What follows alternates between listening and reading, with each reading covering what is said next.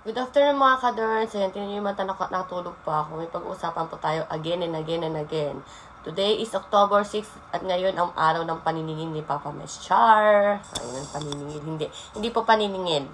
May content na po ako nito at sana kung napanood ninyo ay nailagay ko na October 6 na update ni Papa Mets. Yun na po. Ngayong araw na to makikita ninyo, lalo na sa mga monetize, kung mapagpapatuloy ba ang inyong earnings. Ito din yung araw na sobra siyang maghihigpit, kaya ingat-ingat po tayo. Yung mga bawal po dapat po huwag nating gawin. Paalala po sa inyo mga ka-derns.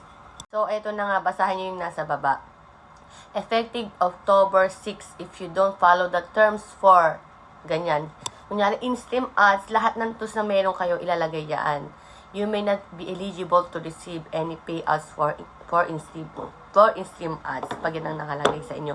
Kung depende sa inyo yan kung ano meron kayong mga tools ninyo na monetize kayo. Talagang eto na ngayon ang araw ng effective daw talaga na talagang hihigpitan ni Papa Mets. So kailangan niyo tingnan ng inyong mga para hindi kayo maagad nyo na para hindi kayo magkaroon ng your ability to earn money is limited like this is limited because isn't following our partner monetization policies. So, mag-i-stop ngayon ng inyong mga earnings. Hindi lang tayo mga monetize na magkakaroon ng ganyan. Magkakaroon tayo ng restriction dahil ngayon na po ang effective ng sinasabi ni Papa Mets. Kaya, nag-check ako. So, as for now naman mga ka-derns, ganyan po ang akin. Ay, walang problema. Kaya, thank you. Wala akong restriction. So, kayo din, i-check nyo na today, ngayon na, para hindi mahuli ang lahat, ba diba? Kung anong kailangan nyo i-delete nyo na yung mga music na may copyright, i-delete nyo na mga ka-derns. At lagi ko sinasabi sa inyo, yung mga bawal po, ay sundin natin para hindi tayo, mahirapan na mag-delete dyan. Kasi minsan, kahit mag-delete ka lang mag-delete, nakalagay pala yung restriction mo.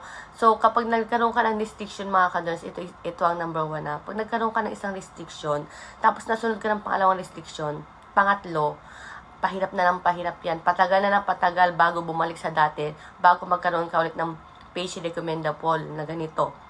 Kasi ang dami mo mga restriction, mahihirapan ka talagang maibalik sa dati yan. Kumbaga yung una, 2 days lang.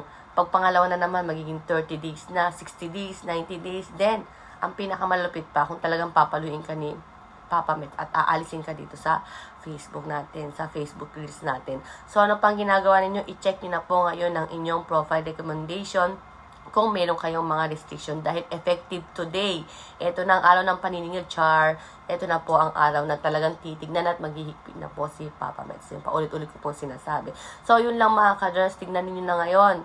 So, wag na kayong mag-wait dyan, tignan niyo na. As ngayon, tignan niyo na po. So, thanks for watching.